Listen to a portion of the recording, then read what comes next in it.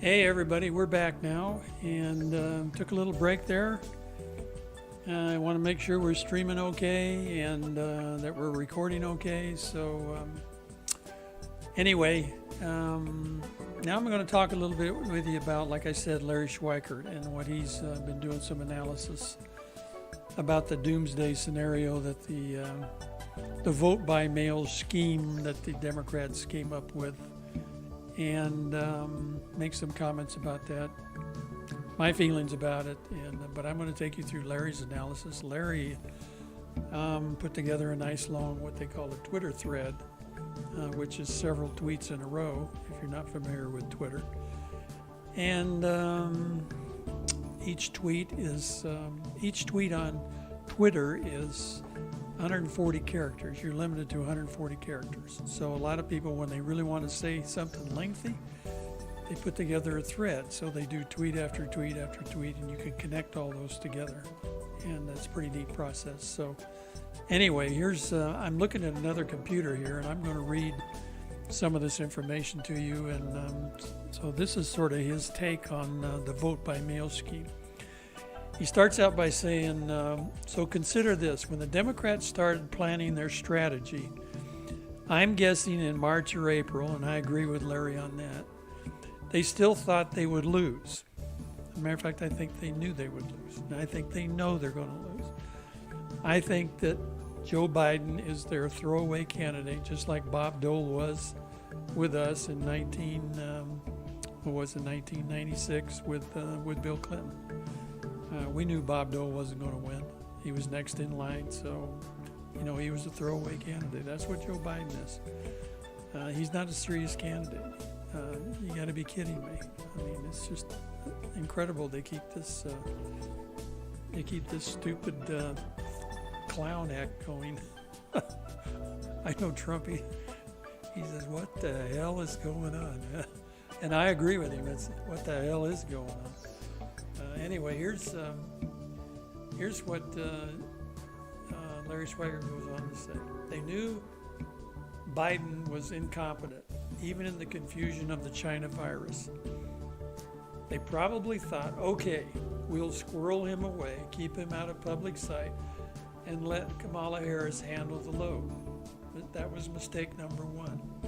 She was an instant bomb. It was actually worse than Biden. She doesn't draw anybody. Nobody goes to see her. They didn't like her during their primary, and that's why she fell down to 1%. So, why in the world would they like her to be their VP and possible president? Give me a break. Okay, at the same time, they thought they could use the vote by mail scheme to extend voting way past November 3rd. Now, that's kind of been that's been what they've been doing here. That's why they wanted vote by mail. They had a scheme going where they would go past November 3rd, and they would just count and count and count and count and let people keep voting. So they tried this in several states, and every court turned them down, knocked them down. Well, I don't think they seriously believed this. Some of them, no doubt, thought they could drag it past December 13th, that's really the day the Electoral College puts their votes in and finalizes the president, the elected person. And trust me, that's going to happen, and it's going to be Trump. I think some Democrat lawyers finally did some explaining to them. So initially, again, I'm guessing April, May, their plan was to vote by mail the hell out of the system and strain it along with the complicity of the blue governors. And I think that's exactly what they've been trying to do. Who came up with this thing? Who knows? But they're capable of anything. They're capable of a phony impeachment. They're capable of spying on a president. They're capable of doing anything. So, no big surprise. Excuse me. So, enter the GOP in the courts. And this is what a lot of people don't know about. This was squished faster than a Milli Vanilli reunion tour. So, Larry Schweikart says when the courts got involved and the GOP got involved with the courts, it was all slapped down and it isn't going to happen. Moreover, the wizards of smart in the DNC failed to grasp that if they scare the oldsters to death and have them vote by mail, they won't have anyone voting on election day. And that's true. They have got people scared to death. Their people, you know. The masked Nazis are obviously the Democrats, and they really believe this stuff.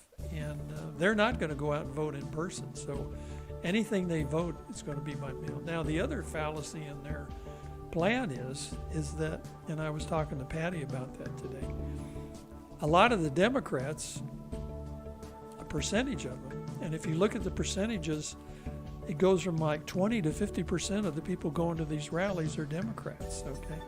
They're going to vote for Trump. They're not voting for Biden. So, you know, they're going by the phony analysis that every Democrat voting is voting for Biden. That isn't happening. So anyway, pretty interesting stuff. And so Larry Schweikart says, okay, here we go. But wait, it even gets better. He said because they have pre-voted, like pre-boarding on an airplane, as George Carlin just says, how do you pre-board? Yeah, right, how do you pre-board? All of their votes are tallied early. They will be the first ones on the board on election day. Moreover, people have been watching these come in for months. Been breathlessly watching the numbers rise, failing to understand it's like a 440-meter race with staggered starts. The GOP lane is like the outside lane, right? And they're the inside lane. Yeah, it looks like the outside lane is ahead. But, I'm sorry, the Democrats are the outside lane and the GOP's inside. It looks like the outside lane's ahead, but they're really not. Here's my point. This is all public, all discussed, all known. And that's kind of my point. It's all public. Everybody knows about all this. The GOP and the lawyers know about all this. None of this is secret. It's all been discussed. It's all known. And there's things happening to put a stop to it right away.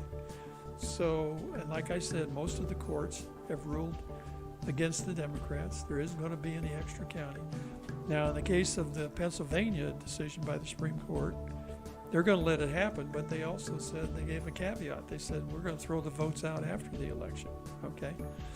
So, anybody that voted after November 3rd, if their ballot's postmarked after November 3rd, they're getting thrown out, and Pennsylvania has to segregate those ballots out. So they're basically not going to count anyway. So the Democrats are running around in Pennsylvania telling everybody to go vote now because your ballot's probably not going to count if you turn it in after November 3rd, which is fine. But, you know, like I said, a lot of the Democrats, 20, 30% are voting for Trump. So anyway, and that's why President Trump keeps talking about the red wave. So here we go. Basically, here's and Larry Schweikart, I'll repeat this. Here is his point. This is all public, all discussed, all known. The Democrats have no hats from which to pull rabbits on election day, okay? They've used all their powder. Their powder's dry. They have none left, so they're done. And they're going to lose this election. And boy, they're going to be upset, but we don't care. I don't care if they're upset. You know, I want President Trump to serve 4 more years and get this country going again. So now Larry Schweikart goes on to say, this nullifies another of their poorly thought out strategy of vote by mail called VBM, namely to claim fraud. Even for their most disingenuous hacks, it will be pretty hard to claim fraud when only 3% of the Democrat ballots are still outstanding and they're losing by 5%, right? How do you claim fraud? I mean, you know, it will be a case of, even if we say all the outstanding ballots are for Biden, which they're not, he still loses. So whatever genius in the DNC dreamed up this particular scam, you know, he should be vilified, and probably will be. And perhaps juiciest of all, the very nature of reporting, even by CNN, MSNBC, and fake news Fox, will be to report what is happening. you know what's going to happen on election day? Republicans are going to be voting. We are not afraid to go to the polls. Republicans like to go to the polls. Okay, our vote by mail numbers are way, way up, but a lot of people like to go to the polls and vote on election day. Okay, that's what they like to do. And they're going to go, pandemic or no pandemic, they're going. So it would be near impossible for any fake news organization not to report that, no matter how they spin it. The momentum is going to build on election day that the GOP tidal wave has come. And they're going to say, quote, "We never expected this." It will be made manifest in so many states and so many races that it will be impossible not to call these states for Trump. They can look forlornly at 1 or 2% outstanding absentee ballots that amount to 5,000 or to Trump's 180,000 lead or 400,000 lead. And then finally Larry said, "This is so delicious. They not only screwed their candidate with a moronic strategy that makes Minion's Orca look like a good idea, but they screwed their post-election day strategy and their media election day strategy." For 10 of 11 court cases so far, they have to stop counting no later than November 6th. They gave the Republicans time to mount court challenges, and it's equally important. What have you not been hearing about? Amy Coney Barrett. Why? Because she's going to be confirmed. She has been confirmed, and she is on the court right now. And they can't stop it. In any of these cases that gets to the Supreme Court after November 3rd on an expedited basis will get squashed faster than the Cubans in Grenada. That's Larry Schweikart, that's a quote. I'm telling you, if they thought Hillary's campaign was a cluster, you know what? The postmortems on this will see Democrat strategists exiled to horror spots like Macon, Georgia, or Bullhead City, Arizona. And he finishes up with, "It's a beautiful thing." And I totally agree with it. I think that analysis is right on. And I don't think we need to worry about this vote by mail scheme and all this doomsday scenario. Now, I know I saw a tweet, and this is in public, okay, and it's on Facebook, where there's where the BLM's putting together a big supposedly election day shutdown Washington D.C. and wait till Trump. They're going to wait till Trump resigns, or they're not going to leave, blah, blah, blah, blah, blah. A whole bunch of them, a whole page of just ridiculous, moronic, angry, and this is Antifa and BLM and, you know, whatever. But if it's public, okay, if it's on Twitter, and do you think maybe Homeland Security knows about all this? Do you think maybe the feds in Washington, D.C. know about it? Yeah, they probably do. So I really don't look. I mean, there might be some violence, a few places, whatever, but it'll get squashed right away. And they're not going to stop. They're not going to shut down D.C. on election day. They're just going to hurt their own voters. You know, I don't think President Trump plans on winning metropolitan D.C. and the mayor's a nutcase anyway. So, you know, I just put all that stuff out of your mind. Just don't worry about it. The news plays it up, but it's fake news, and I wouldn't listen to any of it because we're covered. Okay, we got smart people in the RNC. We got smart people, smart Republicans. We got good candidates. We got one of the best presidents in our lifetime, certainly in our lifetime. And I include President Reagan. I love President Reagan too, but I really love President Trump. And it's because he takes a stand on stuff, okay? I mean, he really, and he fights back. And he doesn't take any crap from anybody. And people got to understand, that's what people like about him. And that's what the blacks like about him. That's what Hispanics like about him, okay? They can identify with that. Standing up, taking a stand, fighting back. Now, I wouldn't want to be that Minnesota governor tonight because what he did today, limiting that rally of President Trump's to 250 and keeping those thousands in Minnesota, and there were thousands, I've seen it on YouTube, outside the airport there, blocked off, fenced off. is just wrong. And President Trump is, just keep your eyes and ears open, because he's going to do something, say something. Now, I'm sure he's already tweeted something about it. And I can look real quick and see if he has. But there's no doubt in my mind he's tweeted about it. He doesn't put up with that kind of stuff. And he gave a kind of a straightforward speech at the rally, and it was shorter, but he was upset. He was visibly upset. He was angry, and I don't blame him. But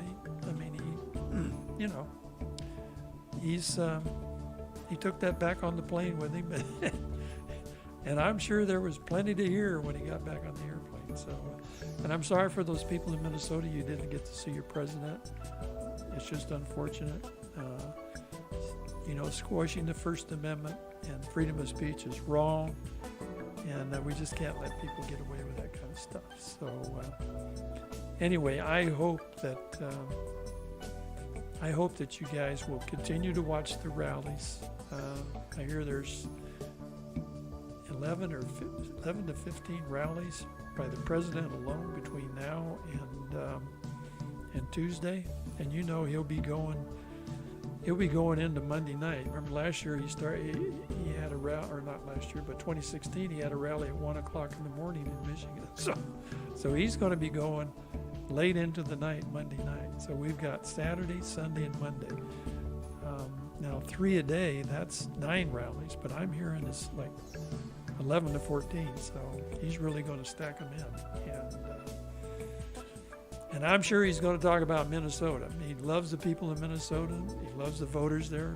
If you're from Minnesota, tell your friends and neighbors to get out and vote. Vote for President Trump, okay, and shut down your crazy governor and idiot mayor in Minnesota that let him burn down Minneapolis. Ridiculous.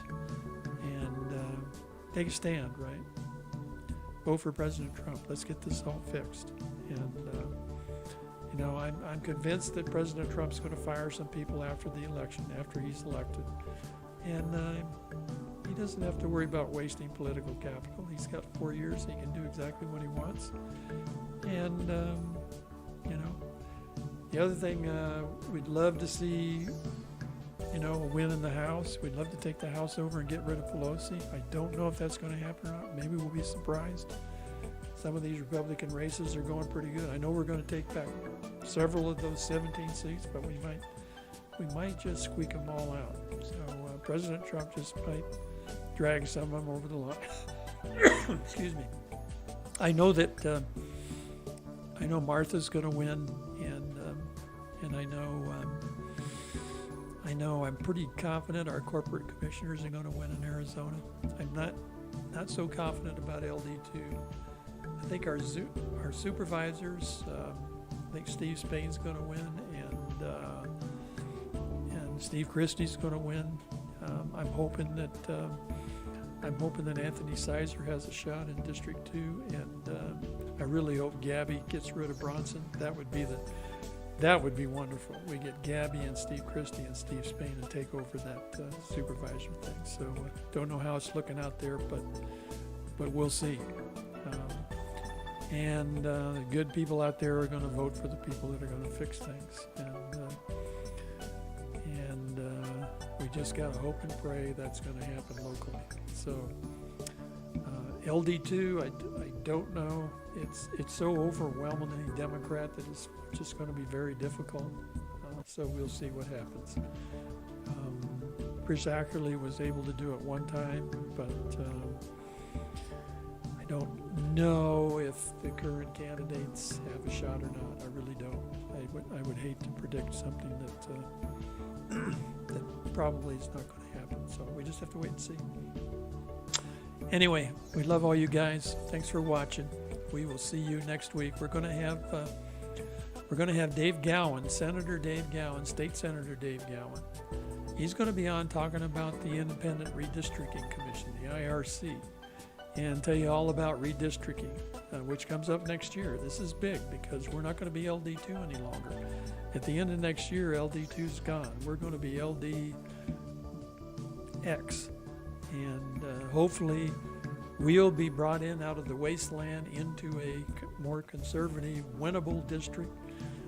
Wouldn't that be nice? Out of 12 elections, we've only won one in the last 10 years, and that ain't good. So we got to even the score up here. So, we used to have Frank Antonori, Dave Gowan, and Gail Griffin as our representatives, and that's something. And now we've had virtually nobody for 10 years, 8 to 10 years. So anyway, I think you'd be interested in the redistricting. He's going to have a presentation, and Dave's going to be on here either Thursday, November 5th, or Friday, November 6th. Right? And then we're going to bring him in live at a venue in Sahuarita, Green Valley on either November 13th or the 20th for the Sahuarita Tea Party. So then everybody's welcome to come and listen to him. Same presentation, but it'd be nice to kind of give everybody a preview on YouTube, and then and they can go see him in person and ask questions when he comes to see us. So that would be great. Both of those dates are Fridays, Friday, November 13th, and Friday, November 20th. I'm not sure which one yet. And we're working on that venue right now. And again, he's going to be on next Thursday, November 5th, or Friday, November 6th. And it'll be at 5 o'clock. And we'll let you know about it. We'll send you an email. So thanks, everybody, for watching. And we love you all, like I said. God bless you. Get out and vote. President Trump is the man, and we need that 4 more years from him. And he's ready to work for us.